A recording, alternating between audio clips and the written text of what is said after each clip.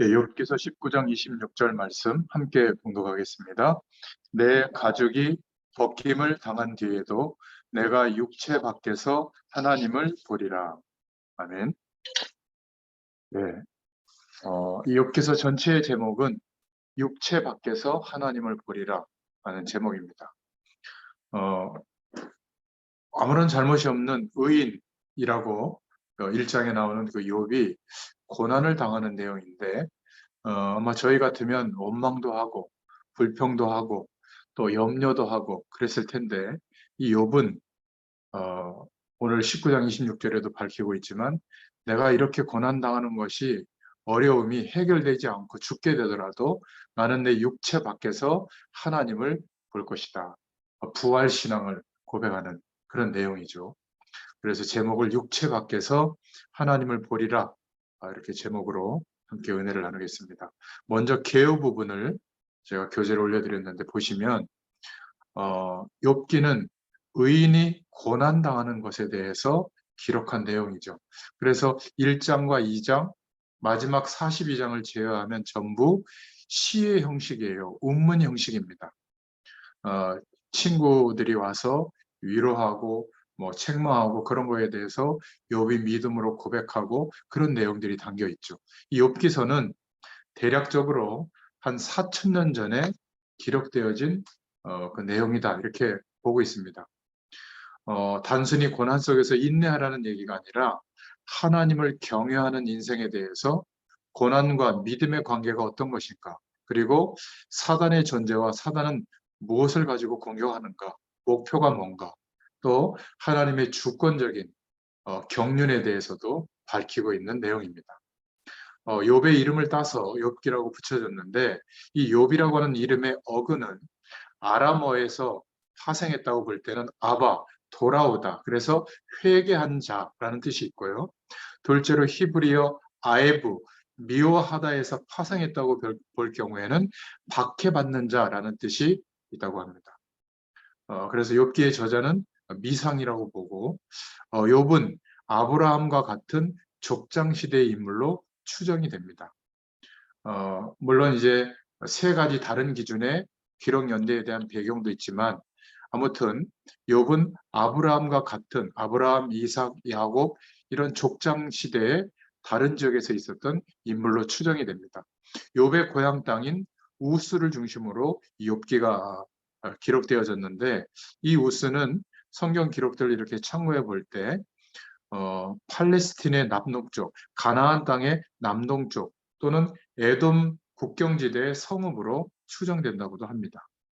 이 욥기서의 내용을 보면 1장부터 2장은 욥의 고난에 대해서, 그리고 3장부터 26장은 세 차례에 걸쳐서 욥과 친구들의 논쟁, 또 욥의 신앙 고백, 그리고 엘리후의 진술에 대해서 기록하고 있고 38장부터 42장까지는 하나님께서 말씀하신 내용과 또 욥이 2배의 축복으로 회복되는 그런 내용에 대해서 기록되어져 있습니다. 간략하게 개요를 좀 살펴봤고요. 복음 가진 1세대, 우리 부모 세대들이 붙잡아야 할 욥기서라는 관점으로 먼저 일대지를 중심으로 욥기서를 정리를 해보겠습니다. 선언으로 먼저 생각해 볼 것은 구약의 욥이 당한 고난은 조그마한 어려움이 아니라 어느 날 막 강풍이 불어서 집이 무너졌는데 자녀들이 다 죽고 그 많던 재산, 가축, 하인들을 이상한 사람들이 쳐들어와서 재산을 늑탈해가고 하인들을 막 다 죽이고 아무것도 없이 되고 또 본인의 몸조차에도 악창이 나가지고 뭐 견딜 수 없는 그런 고난을 당하게 됐죠. 이때 친구들이 와서 이야기하는 내용, 그리고 부인이 차라리 하나님께 원망해라, 욕을 해라 이러면서 떠나가는 그런 장면도 나오고요. 사실 욥기서 1장 1절 3절에 보면 아무 잘못이 없는 욥입니다. 의인이라고 말하고 있거든요. 하나님을 경외했다 이렇게 말하고 있는데 사실은 사단이 상소를 하죠. 하나님께. 쉽게 말하면 고소를 하는 거죠. 아니 하나님이 저렇게 복을 주고 보호해 주시니까 저렇지 저 욥이 막 문제와 어려움 속에 환란 속에 있으면 저 믿음 없을 겁니다. 이렇게 상소를 하니까 하나님께서 생명 말고는 허락할 테니까 가서 한번 공격해봐라. 그럴 일이 없을 것이다. 이렇게 얘기합니다. 그래서 서론으로 또는 결론으로 우리가 붙잡아야 될 내용을 먼저 말씀을 드리면, 첫 번째로 욥기서를 통해서 1장 16절부터 22절에 나오는데, 사단의 전략을 알기만 해도 승리합니다. 특히 어려움이 올 때 예수 믿고 하나님의 약속을 붙잡고 우리를 인도하실 세계복음화의 방향을 두고 인도받는데도 어려움이 올 때가 있거든요. 사단은 창세기 1장 2절에 흑암과 혼돈과 공허가 가득하도록 지금도 똑같이 속입니다. 최선을 다해서 사는데 영적 세력에 사로잡혀서 살도록, 최선을 다해서 뭔가를 얻었는데 자녀들조차도 본받고 싶지 않은 그런 인생이 돼서 무엇이 옳은지 모를 정도로 성공했지만 또 많은 것들을 갖고 있지만 공허한 상태로, 그렇게 50년, 60년 노력했는데 가지고 있던 배경이 다 없어질 때도 있고요. 결국 사단이 하는 작업입니다. 똑같아요. 흑암과 혼돈과 공허를 결국은 우리에게 완전히 들이밀고 있거든요.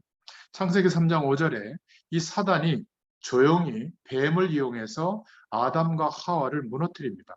하나님의 언약 속에서 누리는 그 영원한 하나님의 축복보다 사단이 제시하는 선악과 약속을 어기고 먹으면 눈이 밝아지고 하나님처럼 될 수 있고 선과 악을 알게 된다. 이게 더 좋은 것처럼 속이죠. 결국 하나님과의 언약을 놓치고 선악과를 먹게 됐을 때 결국은 영원한 생명을 잃어버리게 되고 죄의 권세에 갇히게 되죠. 하나님의 축복을 누릴 수 없는 존재가 된 겁니다. 아담과 하와 이후에 모든 태어나는 인류는 그때부터 눈에 보이는 세상의 권세의 배경 아래 놓이게 되는 겁니다. 배후에 사단이 역사하고 있고 속이고 있는 것이죠. 그래서 하나님 없어도 살만하다, 이런 가능성으로 완벽하게 만들어진 사회가 형성이 되는데 창세기 6장이 나오죠. 노아 시대입니다. 하나님의 아들들이 사람의 딸들과 결혼을 하고요. 그래서 거기에서 낳은 아이가 고대의 영웅이라고 표현하고 있거든요. 창세기 6장에 보면. 그러니까 그 영웅들이 문명도 만들어내고 기계도 만들고 목축업도 개발하고, 이래서 완벽하게 하나님 없이 노력하면 행복을 유지하고 살 수 있는 조건을 만들었는데, 하나님이 볼 때는 가장 하나님의 오실 메시아의 약속을 붙잡지 않는 시대, 그러면서도 인생을 몰두하는 시대, 그러면서도 뭔가 많은 배경을 만들어 놓은 시대, 그때 하나님이 어떻게 했죠? 심판하시기로 한 겁니다. 그러니까 문화를 만든 거죠. 하나님 없어도 살만한 문화적 배경 속에 인생관을 가지고 세계관을 가지고 살아가는, 그래서 정신과 마음과 영혼을 하나님이 없다라고 생각하도록, 하나님 없이 살만한 인생이라고 생각하도록 빼앗아 버리는 겁니다. 하늘에서 땅만큼 구원받을 기회를 열어놨는데 모르고 있는 것이죠. 거기에 마음을 탁 뺏겨서. 결국 남은 인생과는 창세기 11장 1절부터 8절에 발전, 성공, 바벨탑을 쌓는 거죠. 그러니까 발전시켜 놓고 영적인 축복은 다 빼앗는 것이에요. 이게 너무 안타까운 겁니다. 여러분이 최선을 다해서 살면 살수록 하나님의 은혜가 누려진다면 지금 제대로 인도받고 있는 겁니다. 그런데 최선을 다해서 발전하는 삶의 내용을 가지고 있는데 영적인 축복은 모르고 있다. 요만한 일에도 내 마음이 흔들리고 있고 흑암 세력에게 장악당하고 있다. 뭔가 중요한 것을 놓치고 있는 지금 상황인 겁니다. 고린도후서 11장 14절에 이 사단은 광명의 천사로 나타나서 유혹하죠. 영적 현상을 체험시키면서 어마어마한 기적 같은 것을 일으키면서, 그리고 하나님 없어도 살만한 자기를 섬기도록 만들어 놓은 우상의 배경, 무속의 배경, 점술의 배경, 종교의 배경에 심취하면 뭔가 되는 것처럼 속이고 있는 거죠. 요즘 언론이나 이 매체에서 이상한 JMS라든지 아가동산 이런 이단의 어떤 실체들이 나오잖아요. 거기에 어마어마한 숫자들이 몰려 있어요. 왜 그런 줄 아세요? 뒤에 배후의 역사는 사단의 세력이 도와줘서 그래요. 물론 여러 가지 타락과 부정직한 모습이 나오지만 거기에 어떤 문제가 나오냐면 무속인들에게 나타나는 연매의 역할을 하거든요. 그러니까 뭔가 병이 났고 환상을 보고 예언을 하고 뭔가 이렇게 뜨거워지고 뭔가 일시적으로 변화가 일어나는 것처럼 초월적인 뭔가 느낌이 온단 말이에요. 그런 일들이 벌어지니까 거기에 이유 여하를 막론하고 그런 교리들을 막 쫓아가는 겁니다. 세뇌당할 수밖에 없는 거죠. 그거를 광명의 천사로 가장해서 속이고 있는 겁니다. 완전히 영의 힘으로 장악하고 있는 거죠. 사도행전 13장, 16장, 18장에 나와 있잖아요. 종교로 파고 들어가고 우상, 무속으로 파고 들어가서 인간의 한계를 그쪽에 의지하도록 더 사단의 세력에게 사로잡히게 되는 거죠. 결국 이 사단은 계시록 12장, 에스겔서 28장, 고린도후서 4장, 요한복음 16장에 참고해 보면 타락한 천사입니다. 원래 천사장의 신분이었는데 하나님께 찬양을 담당했던 존재죠. 그런데 하나님께 대항하고 내가 저 하늘 보좌의 자리에 앉아보자 이렇게 도전하는 장면들이 나오잖아요. 그래서 영원히 영적 존재일 때 타락했기 때문에 하나님과 영원히 함께할 수 없는 존재가 되어져서 공중으로 내 쫓김바 되어진 존재가 되죠. 천사들 중에 3분의 1이 여기에 동조했기 때문에 죽은 자들이 귀신이 되는 게 아니라 어떤 산의 정령, 뭐 여러 가지 요정들 이런 게 있는 게 아니라 타락한 천사예요. 하나님께 내어 쫓김받은 천사들이 귀신의 역할을 하고 있는 겁니다. 그 우두머리가 사단이죠. 그래서 70인역 지난주에 설명했잖아요. 알렉산더 대왕이 번역을 시켰던 거기에는 루시엘 하나님 앞에 빛된 존재, 엘이 하나님을 뜻하는데 루시 빛된 존재였던 존재가 하나님께 대항해서 타락했을 때 뭐라고 기록하냐면 루시퍼 빛에 대해서 대항하는 존재가 됐다. 뭐 루시퍼의 변명이니 뭐니 뭐 이런 음악들도 있는 것 같은데요. 아무튼 이 사단은 이렇게 하나님의 백성들이 하나님의 약속을 붙잡고 인도받지 못하도록 어떻게 하든지 하나님의 백성, 복음가진 사람들을 멸망시키려고 하는 겁니다. 그게 성경이 말하고 있는 가장 중요한 배경이에요. 그런데 단 한 번도 하나님은 절대 사단에게 하나님의 백성, 언약 백성을 빼앗기지 않는다. 이게 욥기서의 핵심 기도 제목입니다. 핵심 메시지. 단 믿음이 있는 사람이 이 승리를 맛보게 되겠죠. 그래서 욥기서 1장 19절부터 22절에 다 빼앗아 가시고 있는데 주는 자도 하나님이시요 가져가는 자도 하나님이시다. 그러니까 내게 있는 모든 소유에 대해서 자녀까지도 주인이 주님이시라는 거, 하나님이라는 사실을 고백하는 거예요. 오히려 회개하죠. 내가 이것 때문에 시험에 들거나 불신앙하지 않게 해달라. 하나님이 축복은 또 하시면 됩니다. 아멘 좀 해주세요. 아멘. 하나님이 다시 시작하게 하시면 얼마든지 가능해요. 이것을 안 믿는 겁니다. 당장 눈앞에 어려움만 보고요. 근데 욥은 그렇게 매몰되지 않았습니다. 또 욥기서 19장 25절부터 26절에 보면 내가 이런 어려움이 해결되지 않고 죽을지라도 이 썩을 가죽 밖에서 여호와를 만나게 될 것이다. 내세관이 분명했어요. 나는 영원한 하나님 나라의 배경 속에서 오늘을 살고 있기 때문에 괜찮다. 우리는 참 소망이 분명해야 될 줄로 믿습니다. 이게 욥기서의 주제예요. 욥기서 23장 10절부터 14절에 이 욥에 갖고 있는 구원관이 나오는데요. 나의 가는 길을 오직 그가 아신다. 그가 나를 단련시킨 후에는 내가 정금같이 나오게 될 것이다. 이런 일이 그에게는 많이 있느니라. 그는 뜻이 일정하시니 바꾸시지 않는다. 반드시 나에게 하나님의 계획을 이루실 것이다. 이렇게 구원관과 하나님을 바라보는 신관이 분명했습니다. 이때 사단은 완전히 항복하게 되는 거죠. 우리가 육신적인 싸움보다 이런 영적인 싸움을 해야 될 줄로 믿습니다. 많은 사람들이 신앙생활 하는 가운데 어려움이 올 수 있습니다. 우리가 실수에서도 오기도 하고 이런 영적인 의미가 있는 어려움을 하나님이 허락할 때가 있거든요. 그런데 이때 자칫 잘못해버리면 그리스도 안에 회복된 나를 잃어버리게 돼요. 그냥 내가 하나님 만나기 전에 보통 사람들이 생각하는 자기를 생각해 보면 많은 것이 없어지고 힘들어지게 됐고 보잘것없이 된 나를 생각하거든요. 아니에요. 그것은 지금 현실 속에서만 보는 거지 언약 속에서 나를 보시면 하나님이 나를 그렇게 보시지 않습니다. 세계 복음화의 일꾼으로 보시고 하나님 나라의 배경이 임할 존재로 보시고 하나님께 우리가 말씀의 약속을 붙잡고 소중하게 생각하고 하나님의 말씀을 존중하면서 기대하고 구하잖아요. 지금도 하나님이 시공간을 초월하시는 능력으로 역사해 주십니다. 우리 다음 세대 후대들의 제일 위기가 뭔지 아세요? 나를 잃어버리는 겁니다.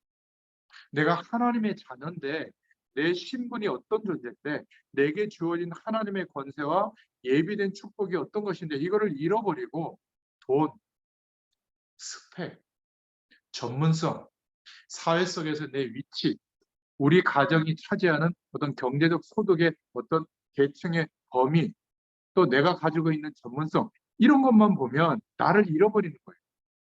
하나님이 이런 나를 육신적으로 잘 되게 해주시면 내가 하나님의 뜻에 쓰임받는 그런 헌신을 하겠다. 그 하나님과 거래하는 거죠. 하나님은 그리스도로 말미암아 정말로 완벽한 축복으로 우리의 신분을 회복시켜 주신 줄로 믿습니다. 어떤 어려움이 와도 이 욥처럼 나를 잃어버리지 않기를 축원드립니다. 아무리 잘 돼도 나를 찾지 못하면 결국 마약을 의지하고 약물을 의지하고 권력을 의지하고 폭력을 의지하고 세상의 타락을 의지해서 나를 찾으려고 하는 겁니다. 그러니까 허무가 찾아오는 거죠.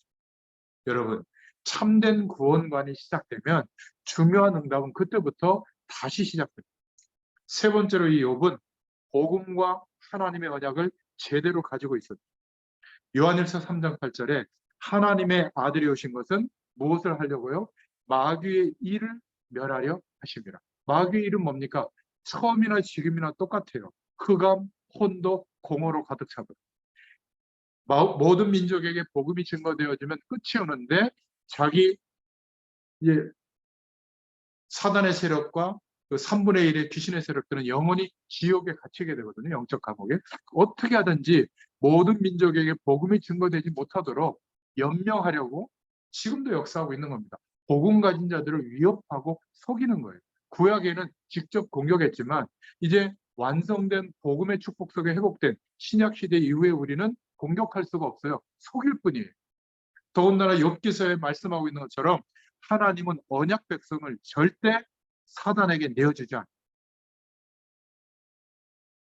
사단은 우리 언약 백성을 이길 수가 없어요.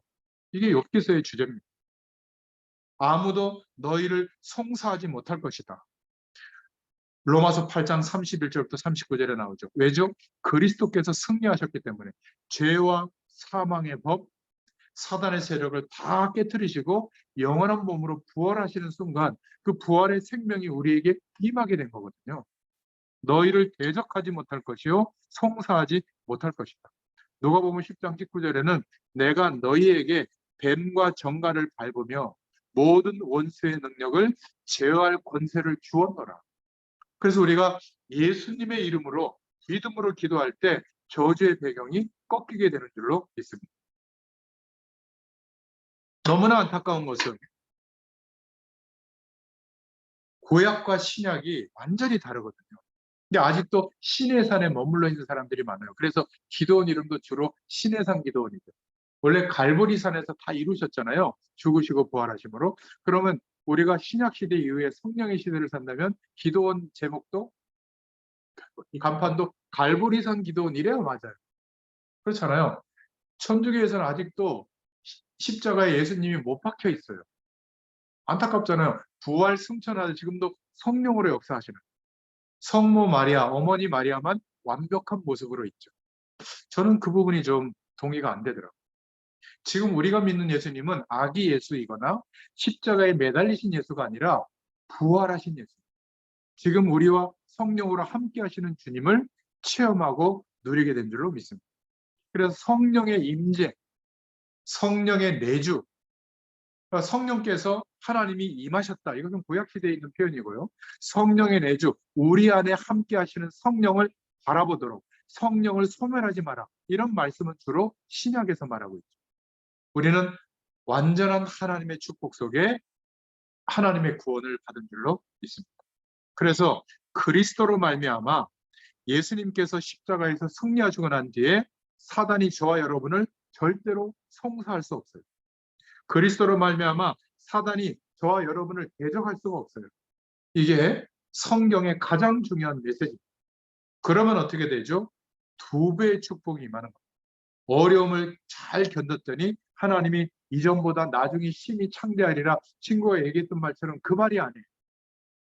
어떤 어려움을 가지고 욥을 공격했지만 욥을 꺾을 수 없었다. 오히려 하나님은 2배로 축복할 정도였다. 그게 메시지. 만약에 어려움을 잘 견디면 하나님의 축복이 온다면 답답한 일이 계속 일어나야 되겠죠. 잘 견뎌야 복이 오니까. 그게 바로 구약 사상이거든요. 그렇지 않습니다. 예수 그리스도로 말미암아 이제는 우리가 어려움이 올 때도 이렇게 한번 생각해 보세요. 80세 또는 100세 시대를 사는데 지금 그 100세 시대를 가는 중에 남겨진 시간의 인생 속에 하나님이 우리에게 문제와 어려움을 허락했다면 이것은 하나님이 하나님 앞과 사람들 앞에서 하나님의 축복이 어떤 것인지를 알게 되도록 나타내도록 증인으로 세우시는 간증거리를 만들게 하시는 시간이 아닐까? 저는 기도해 보면 그렇게 들어요. 어렵지만 부족하지만 우리의 아이가 지금 유럽을 향해서 나아가서 거기에서 좌충우돌 하면서 하나님을 바라보고 서나가는 거, 세계보고만 일꾼으로 자라나는 거, 정말 아무것도 없지만 하나님이 하셨다고 고백할 간증거리를 만들게 아니겠습니까? 그러면 겪게 되는 모든 어려움, 부모로서 안타까움은 있지만 하나님이 허락하신 일이라면 지지해줘요. 또 믿음으로 기도해주면 되는 겁니다. 그러니까 마음이 좀 진정이 되는 것 같더라고요. 여러분, 하나님이 이 약속을 붙잡고 욥처럼 하나님께 우리의 현실을 두고 바른 소유관, 내세관, 구원만을 가지고 믿음의 고백을 할 때 하나님이 우리 인생을 통해서 하나님의 영광이 드러내는 작품을 만들어내시는 줄로 믿습니다. 이것을 꼭 찾기를 바라요. 그러면 여기에서 하나님이 주시는 힘과 모든 것이 회복되는 은혜가 있게 될 줄로 믿습니다. 우리는 이런 것을 모르고 하나님의 자녀도 세계복음화 약속을 붙잡고 기도하는데도 욥처럼 의인이 당하는 어려움도 있다. 하나님이 허락하시는 고난도 있다. 우리가 실수했지만 그거를 통해서 사단이 속이고 있는 내용도 있다. 이때 우리가 어떻게 해야 될 것인가? 오히려 하나님은 단 한순간도 우리를 놓치지 않고 있는데 우리의 믿음 없음 때문에 우리의 언약에 대한 확신이 없는 것 때문에 불신앙한 것 때문에 사단에게 속지 않아야 될 줄로 믿습니다. 하나님은 말씀을 통해서 우리에게 말하고 있거든요. 애굽 왕이 동원되어져 가지고 이스라엘 민족이 가나안 땅에 가서 오실 메시아의 약속을 전달해야 될 거 아니에요? 모든 민족에게. 그런데 다 죽이려고 마귀가 역사하는 겁니다. 그러니까 바로 왕의 그 꿈속에 나타나 가지고 두려움을 느끼게 해서 이스라엘에 태어난 남자아이는 다 죽이게 했잖아요. 근데 하나님은 모세를 남겨두셔서 결국 이스라엘 백성들을 죽일 수 있도록 사단이 역사한 게 아니라 오히려 모세 때문에 출애굽하게 되는 바로 그 내용이 창세기, 출애굽기, 레위기, 신명기, 민수기 바로 이 메시지입니다. 그죠? 그리고 또 시간이 지나서 역사의 시간이 지나서 7족속 31왕이 가나안 땅에 들어오는 하나님의 백성들을 죽이려고 하는데 그렇게 사단이 뒤에서 역사하는 거죠. 그런데 없앨 수가 없었어요. 그게 바로 여호수아, 사사기, 룻기입니다. 열방이 강대국들이 일어나서 하나님의 사람, 이스라엘 백성들 모든 민족에게 이 복음을 증거해 줄 사람들을 없애려고 하고 그리고 완전히 나라를 멸망시키는데도 살아남게 하셨죠. 열왕기 상하, 역대기 상하, 그리고 또 사무엘 상하, 그죠? 뭐 에스라, 느헤미야 이런 말씀들이 바로 그 내용들입니다. 결국 하나님의 사람은 아무도 막을 수가 없었다. 이게 신약 성경 전체의 내용이죠. 증인의 문서예요. 흑암 세력이 총동원되어도 하나님의 사람을 이기지 못한다. 말세에 별의별 일들이 다 일어나지만 그런 재앙도 하나님의 사람을 무너뜨릴 수 없다. 그게 요한계시록입니다. 이게 성경이 말하고 있는 내용이거든요. 여러분 단순히 성경 공부가 아니라 하나님의 말씀이 우리에게 말씀하고 있는 내용에 대해서 아멘이 되어져요. 안 그러면 뭐 첫째 날 뭘 만들고 둘째 날 뭘 만들고 퀴즈에서 아무리 맞춰도 그게 내 인생에 무슨 답이 되겠습니까? 그죠? 오늘 바울이 말한 대로 육신의 싸움은 좀 양보하고 영적 싸움에 승리할 수 있기를 축원드립니다. 우리 집안에 우리 다음 세대에 내가 일하고 있는 분야의 다음 세대에 지금 영적 문제들이 많이 겹쳐 있구나. 그래서 나를 지금 우리 가문에, 우리 가정에, 또 우리 분야에 믿음의 사람으로 세우셨구나. 이 눈을 떠야 되는 겁니다.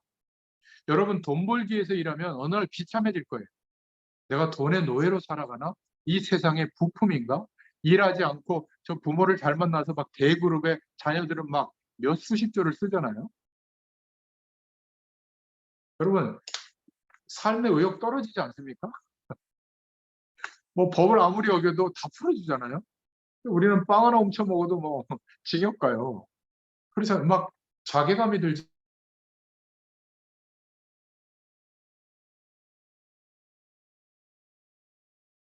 않아요?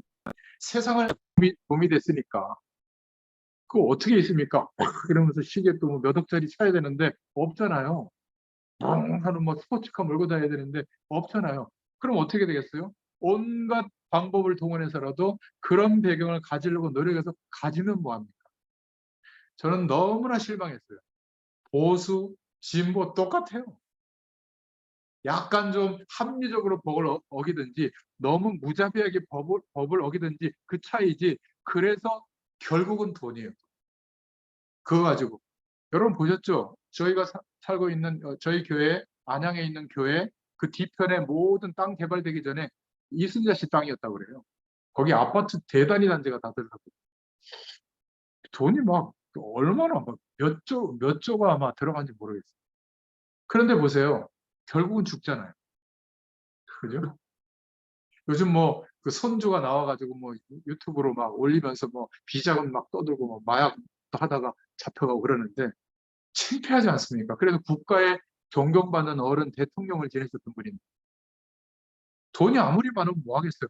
저는요 비참할 것 같아요. 한 100끼 먹습니까 하루에? 아마 연세가 드셔서 소화도 잘 안 될 거예요. 그러니까 마르고 닳도록 그 아들 중에 한 분은 목사님이 됐어요. 참 그거 볼 때 어떻게 생각해야 될지 하나님이 하시는 일은 참 모르겠어요. 여러분 기억하시길 바랍니다. 나를 복음 속에 불러주신 이유는 특별히 저 사람보다 내가 영적으로 우월해서가 아니라 저들을 위하여 나를 먼저 불러주신 줄로 믿습니다. 자, 그렇다면 복음 1세대 부모들이 붙잡아야 될 욥기입니다. 이 사단이 하나님 앞에 고소해서 성사를 해서 허락받아서 공격하는 내용이 나오는 거죠. 욥기서 1장 21절 22절에 사단의 고소와 욥의 믿음에 대해서 나옵니다. 이 사단은 서론에 말씀드린 것처럼 하나님을 떠나도록 불신앙을 심어주는 겁니다.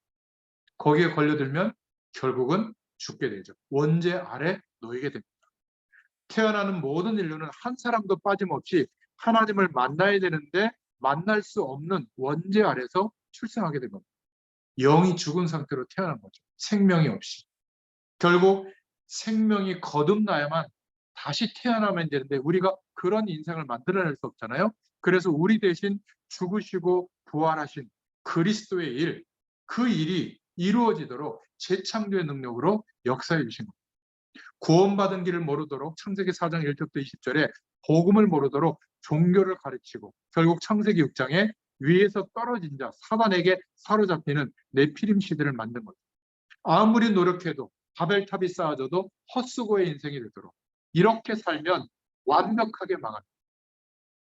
결국 종교와 우상을 통해서 세상의 권세를 움직여서 문화를 장악해서 하나님 없어도 살만하다라는 거예요.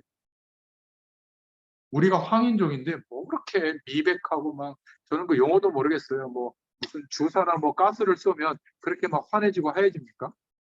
그러면 그렇게 기분이 좋습니까? 우리 남성들은 뭐 이렇게 막 근육이 막 많이 있고 막 이러면 좋습니까? 모르겠어요. 저는 10대 중반에 청소년기에 염세주의가 왔거든요. 왜냐하면 답이 안 돼요, 모든 게. 소망이 없어요. 그래서 오죽하면 제가 중학교 때 당구를 300을 쳤겠습니까? 제 싸움도 잘하거든요.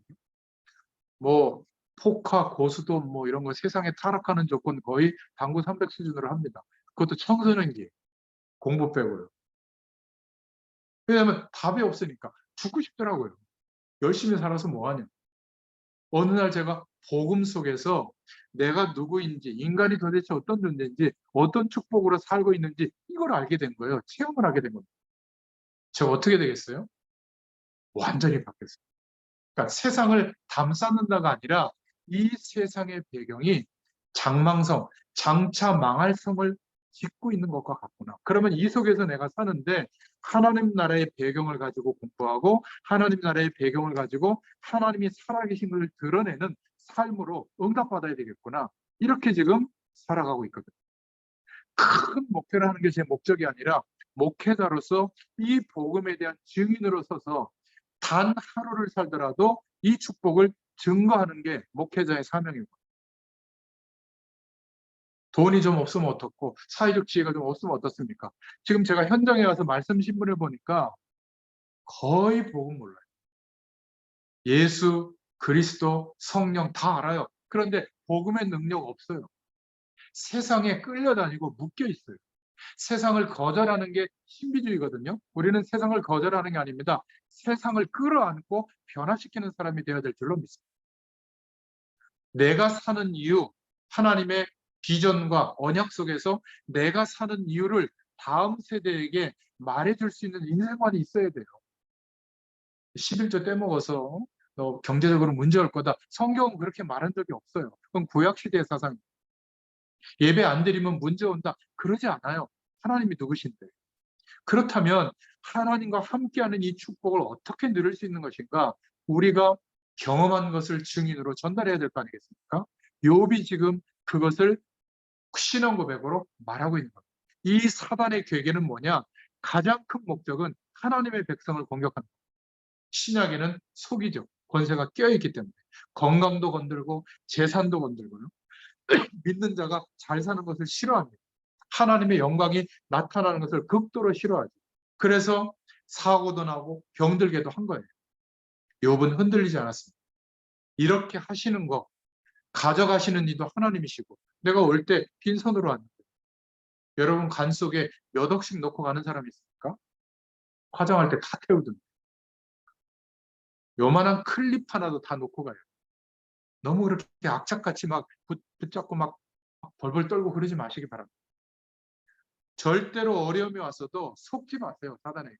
우리는 사단이 우리에게 가져주는 그런 두려움과 멸망받을 그런 존재가 아닌 줄로 믿습니다. 예수 그리스도께서 이 땅에 오심으로 우리를 그리스도로 믿게 하심으로 중대한 인생의 문제가 해결된 줄로 믿습니다. 참 제사장의 축복, 마가복음 10장 45절에 모든 죄의 권세에서 해방되는 축복을 주셨어요. 요한일서 3장 8절에 마귀의 일이 멸해지는 축복 속에서 마귀의 권세, 세상의 권세에서 빼내오셨어요. 하나님 나라의 배경. 이제는 예수 그리스도의 이름을 의지하여 하나님을 바라볼 때마다 하나님과 동행하는 성령의 역사가 일어나는 인생이 된 줄로 믿습니다. 하나님 만나는 길이 열려지게 된 거예요. 그리고 로마서 8장 31절 33절에 어떤 세력도 하나님의 백성을 고소할 수 없게 된 겁니다. 하나님은 우리를 죄인으로 보지 않아요. 죄를 지어도 하나님의 영광이 드러낼 존재로 보세요. 그래서 회개는 잘못했습니다가 아니에요. 대속의 은혜를 구하는 게 회개예요. 지금은 복음이 완성된 시대에 살고 있는 겁니다. 참 감사한 일이죠. 어떤 사단의 위협 앞에서도 속임수 앞에서도 절대 잊지 마세요. 사단은 우리를 넘어뜨릴 수 없다. 그러면 사단이 우리와 함께 하시는 성령 하나님을 이기는 거잖아요. 그런 일은 없어요. 우리가 믿음이 없어서 흔들리는 것뿐이지. 그때 제가 지금 핏대 세우는 이 음성을 기억하시기 바랍니다. 예수 그리스도의 이름으로 기도하시잖아요. 사단의 세력은 꺾이게 될 줄로 믿습니다. 두 번째, 우리 1세대 부모 세대들이 붙잡아야 될 욥기서의 메시지입니다. 깊은 고통의 순간에, 어려움의 순간에 욥이 고백했던 믿음의 고백. 나의 이 가족, 이것이 썩은 후에 내가 육체 밖에서 하나님을 보리라. 이 문제 빨리 응답해 주세요. 이 정도 수준이 아니에요. 응답 안 해주셔도 나는 부활신앙으로 구원받은 이 축복을 누릴 것이다. 이런 고백을 한 겁니다. 친구들이 와서 위로하는데 위로가 될 수가 없죠. 욥이 죽을 병에 걸렸을 때 욥기서 2장 7절에 욥의 아내가 하나님을 욕하고 죽어라. 2장 9절에 나옵니다. 자기 생일을 저주할 정도로 욥이 힘들었어요. 친구 엘리바스가 와서 너 뭐가 남겨있는 죄가 있어서 그러니까 죄를 회개해라. 4장 1절부터 11절에. 또 친구 빌닷이 와서 한 얘기가 지금 내 시작은 미약하지만 내 나중은 심히 장대하리라. 보통 우리 성도들 거래처에 가보면 영업소에 사업체에 가보면 붙어 있잖아요. 다 형판으로. 내 시작은 미약하였으나 내 나중은 장대하리라. 성경 말씀 아니에요. 아니 다윗과 솔로몬이 부인이 1000명이라고 여러분들 막 부인 막 1000명 두는 게 하나님의 뜻입니까? 그거는 그 시대에 정략 결혼으로 살아남기 위해서 왕이 결혼한 거 아니에요. 우리가 지금 그런 시대입니까? 막 타락한 사람들이 거기다 막 갖다 붙이더라고요. 아니 친구 소발이 와서 하나님의 벌이 내 죄보다 경하다. 네가 받은 거 너 죄 때문이야. 막 이렇게 얘기하고요. 무슨 위로가 되겠습니까? 너 입술이 경망대에 행해서 너를 쳐서 하나님 증거하는 거다. 친구 빌닷이 와가지고 어느 때까지 말을 찾겠느냐 빨리 깨달아라. 이렇게 얘기해요. 그런데 이런 친구들 사람들의 말에 한 번도 믿음이 떠나지 않은 욥이. 여러분 사단도 우리를 공격하고 속이지만 그 다음에는 사람들의 말 때문에 넘어지잖아요. 하나님의 약속을 믿는 믿음을 가지고 보면 다른 얘기를 해줄 수 있거든요. 이런 얘기를 할 수밖에 없어요. 괜찮아. 단 문제는 네가 하나님의 자녀가 맞냐? 아니라면 문제다. 근데 하나님의 자녀라면 괜찮아. 지금 거기에서부터 하나님 바라봐. 지금까지 경험하지 못했던 살아계신 하나님이 반드시 너에게 역사할 거야. 사단은 속일 텐데 절대 그런 음성 듣지 마. 이런 얘기를 해줘야 될 거 아니에요. 목사가 돈을 어디다 쓰고 사랑이 없고 맞아 그 장로가 문제야. 맞아 그 사장이 문제야. 여러분 문제를 보고 문제가 아니라고 말하는 게 아니에요. 우리는 하나님의 약속을 가지고 있잖아요. 우리를 인도하실 하나님의 약속의 방향이 있잖아요. 그것 때문에 오늘이 있고 그것 때문에 하나님이 이렇게 욥에게 허락하신 문제와 어려움이 허락되어진 거라면 바라보는 관점이 달라야 될 줄로 믿습니다. 그래서 욥은 우리가 어떻게 하나님 앞에서 의로울 수 있느냐? 그럴 수 없다. 주께서 나를 시들게 하셨으니 이는 나를 향하여 증거를 삼으실 것이다. 욥기 16장 8절에. 그러면서 나의 이 믿음의 고백의 말이 철필과 나무로 돌에 새겼으면 좋겠노라. 욥기서 19장 23절 25절. 그러면서 나의 구속자가 살아계시니 후에 그가 땅 위에 서실 것이라. 나의 가족이 벗김을 당한 뒤에도 죽고 난 뒤에도 고통당하다 이렇게 죽어도 내가 썩은 후에 육체 밖에서 하나님을 보리라. 병 좀 들면 어떤가? 삶이 좀 어려우면 어떤가? 내가 이 상태로 살다가 오늘 죽더라도 나는 하나님을 바라보는 이 중심과 내가 구원받은 이 축복, 부활의 신앙을 포기할 수 없다. 육체 밖에서 하나님을 보리라. 여러분 하나님은 많은 조직과 사람을 필요로 하는 게 아니에요. 이 믿음의 사람이 있다면 그 시대를, 그 환경을, 그 가문을, 그 분야를, 그 다음 세대를 변화시킬 능력을 나타나게 하는 겁니다. 누구를 통해서? 이 사람을 통해서. 이게 우리에게 주시는 욥기서의 메시지. 세 번째, 욥이 믿는 하나님의 경륜, 작정하신 것을 이루시는 것을 믿는 그 믿음에 대해서 나오는데 욥기서 23장 10절부터 14절이죠. 그는 뜻이 일정하시니 누가 능히 돌이킬까? 그 마음에 하고자 하시는 것이면 그것을 행하신다. 그런즉 내게 언약하신 작정하신 것을 이루실 것이라. 이런 일이 그에게는 많이 있느니라. 욥은요 하나님이 우리에게 허락하신 계획, 작정해내신 그 내용을 하나님의 능력으로 이루실 것을 믿었어요. 하나님의 계획과 섭리가 있다. 하나님의 주권적인 역사를 믿은 겁니다. 하나님이 주시는 고통은 기억하세요. 사람이 막을 수가 없어요. 견뎌야 돼요.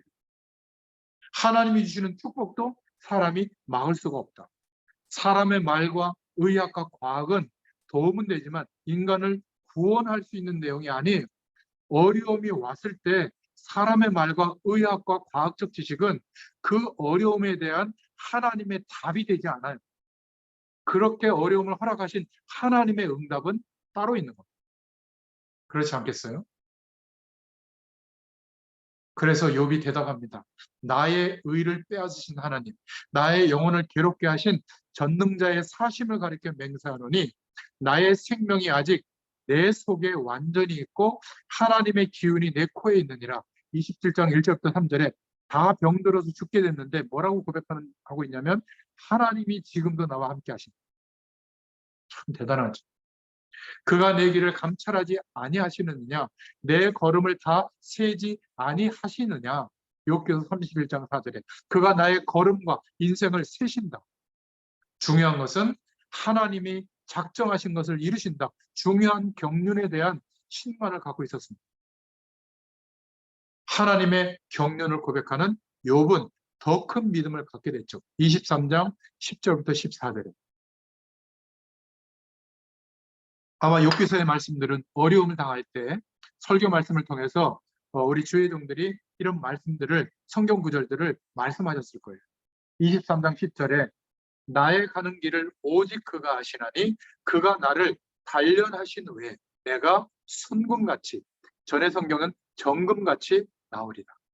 23장 11절부터 12절에는 내 발이 그의 걸음을 따랐으며 그의 길을 치우치지 아니하였고 음식보다 그 입의 말씀을 귀히 여겼구나. 더 중요한 말은 23장 14절에 내게 작정하신 뜻을 이루실 것이라. 그런 일이 그에게 많이 있느니라. 여러분, 우리가 자녀들에게 큰 재산을 물려줄 수도 있겠죠. 그것보다 하나님이 하신다고 하는 이 하나님의 경륜을 믿는 믿음을 전달해 주시길 바랍니다. 하나님이 하실 거야. 반드시 약속하신 그 일을 이루실 거야. 세계복음화 하도록 우리의 믿음과 하나님의 능력으로 너를 축복하실 거야. 이거를 전달할 수 있기를 축원드립니다. 저의 자녀들이 이 메시지를 들을지 모르겠는데 혹시 듣게 된다면 제가 아무것도 부족해서 전달하지 못했지만 이 내용은 삶을 통해서 전달하려고 하고 있거든요. 여러분도 이 축복이 동일하게 있기를 축원드립니다. 마지막 네 번째로 우리가 붙잡아야 될 욥기서의 메시지가 욥기서 42장 5절에 나오는데 욥이 두 배의 축복을 회복하고 나서 하나님께 회개하는 장면이 나와요. 그냥 회개한 게 아니라 유대인들이 회개할 때는 죄를 뿌리고 거기에 머리를 박으면서 막 회개하거든요. 하나님께. 뭘 회개했냐? 내가 뭐 훔쳐먹은 거, 남 힘들게 한 거, 이걸 회개한 게 아니라 내가 지금까지 하나님의 말씀을 귀로만 듣고 사실적으로 경험을 많이 못했는데 이제 모든 것을 하나님이 걷어가시고 이전보다 두 배로 역사하시고 사단의 세를 꺾는 것을 보시고 이제는 내가 눈으로 주를 배웠나이다. 내가 눈으로 보는 신앙이 아니었던 거 회개합니다. 회개의 수준도 다르죠. 깊은 고통 속에서 큰 은혜를 받은 욥은 하나님께 이런 회개를 한 겁니다. 첫 번째로 사람들의 말에 영향받은 거 회개했어요. 욥기서 42장 2절에 사람의 말보다 42장 4절에 주의 지혜를 구하면서 회개했습니다. 전에는 주의 말씀을 귀로 듣기만 했는데 이제는 눈으로 주를 배웠나이다. 여러분, 하나님의 말씀이 살아 역사하고 있다. 나에게 이런 축복이 있기를 바랍니다. 사람의 말을 듣고 고민한 거, 그래서 하나님의 지혜를 구한다. 전에는 말씀을 늘 귀로 들었는데 이제는 눈으로 보는 것 같다. 여러분, 회개하는 수준을 보면 그 사람의 하나님의 응답을 누리는 수준, 응답받는 수준을 알 수 있습니다. 여러분, 가장 중요한 거 회개해야 되는 게 뭔지 아세요? 내 수준 때문에, 내가 계산하는 것 때문에 복음을 막았을 때, 복음을 모르고 있을 때 이게 가장 큰 죄인 줄로 믿습니다. 하나님은 아무리 부족한 사람들이 세워져도 그들을 통하여 역사할 수 있는 힘이 충분하세요. 여러분이 부족하다고 생각하시죠? 우리를 통해서 하나님이 세계 복음할 만한 능력이 충분하세요. 이거 안 믿는 게 죄예요. 회개할 거 많죠? 진짜 회개하시기 바랍니다. 욥기를 보면서 결론을 내릴 수 있기를 바랍니다. 하나님은 욥의 모든 것을 갑절의 축복으로 회복하셨습니다. 모든 질병과 공경에서 회복되었고요. 하나님이 전보다 두 배의 소유를 허락해 주셨습니다. 욥은 그 후에 140년이나 살면서 하나님께 영광 돌려드린 겁니다. 여러분 기억하세요. 사단은 우리의 연약한 부분을 먼저 공격한다. 욥기서 3장 25절. 모든 것이 하나님의 손에 있기 때문에 사단의 계략도 하나님의 주권을 넘어설 수가 없다. 그래서 겁낼 이유가 없는 겁니다. 하나님의 사람이 반드시 승리하게 되어 있어요. 왜죠? 어떤 일도 어떤 능력도 이 세상에 무엇이라도 하나님의 자녀가 된 우리의 신분과 권세를 빼앗을 수가 없다. 이게 욥기의 메시지예요. 복음 시대에 사는 하나님의 백성은 사단의 고소를 받지 않는다. 속지만 않으면 승리하게 될 줄로 믿습니다. 다시 한번 욥기서 전체의 결론을 내리자면 두 배의 축복. 이거는 어려움을 견뎠으니까 잘 참았으니까 축복하신다. 그런 의미가 아닙니다. 어떤 메시지죠? 사람에게서 배울 수 없는 하나님의 말씀을 통해서 성경으로 깨닫게 하시는 이 비밀을 갖기를 바랍니다. 첫 번째 결론. 하나님의 백성은 사단이 건드려도 망할 수 없다. 하나님의 백성은 절대 사단이 이길 수가 없다. 두 번째 결론입니다. 하나님의 백성은 큰 어려움과 재난이 와도 승리할 수밖에 없다. 하나님의 백성은 재앙이 와도 그 재앙이 저와 여러분을 이길 수가 없어요. 질병이 올 수도 있습니다. 이 질병이 하나님의 백성인 저와 여러분을 이길 수가 없다. 세상의 조건과 사람들이 우리를 어렵게 만들 수 있어요. 그러나 그런 세상이 저와 여러분을 이길 수 없다. 바로 이게 욥기서입니다. 다시 한번 성경 전체를 제가 정리해서 하나님의 메시지를 드린다면 애굽이 하나님의 백성, 언약 백성을 없애려고 했는데 없앨 수가 없었다. 그게 창세기, 출애굽기, 레위기, 민수기, 신명기입니다. 블레셋이라는 강대국이 이스라엘 민족을 없애려고 했는데 없앨 수가 없었다. 사사기, 룻기, 사무엘, 상하에 강대국 바벨론이 일어나서 남유다와 또 북아수르가 완전히 이스라엘을 멸망시켰지만 이스라엘 백성들을 없앨 수가 없었다. 그게 열왕기 상하, 역대기 상하, 소선지서, 대선지서의 내용입니다. 하나님의 약속은 반드시 이루어진다. 그래서 그리스도께서 오신 것이죠. 그리스도가 하신 일을 증거한 것이 복음서들이잖아요. 마태, 마가, 누가, 요한복음이에요. 이 복음은 결국 약속하신 대로 땅끝까지 전 세계가 정복되도록 선교되도록 역사할 것이다. 그게 사도행전이고 14권의 바울서신이고 베드로 서신서예요. 증인문서예요. 성경은. 마지막 때에 엄청난 영적 혼란이 오는데 그래도 하나님의 백성은 망하지 않는다.